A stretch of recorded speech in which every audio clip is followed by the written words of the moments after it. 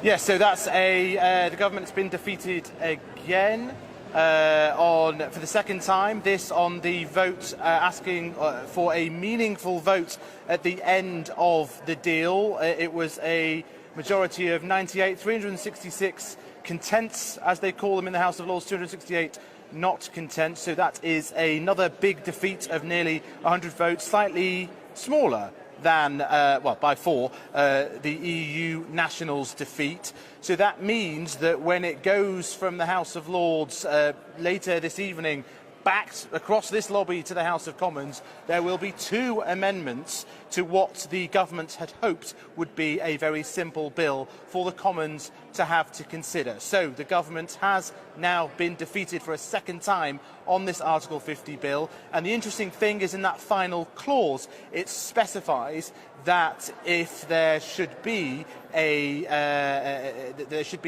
the end of this process no deal, then there could have to be a parliamentary vote. Now, the government is confident that the Commons will overturn this from the House of Lords, and the House of Lords then won't prolong this process, but one picks up perhaps around 10 Conservative MPs. There were 7 who voted for a similar measure when this was first considered in the House of Commons. And I do think that there was one rather intriguing intervention from Lord Lawson. Lord Lawson saying that he now expected a bad deal and therefore bringing into play the idea of what exactly is it that some Brexiteers are aiming for. Are they aiming for World Trade Organisation terms? That is the fear I have heard from some Conservative MPs that did not vote for this amendment last time and may well do this time. The question is, how many are there? There'll need to be another 10 or 15.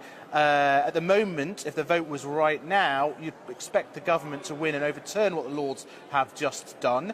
But there's a few days before that is considered early next week.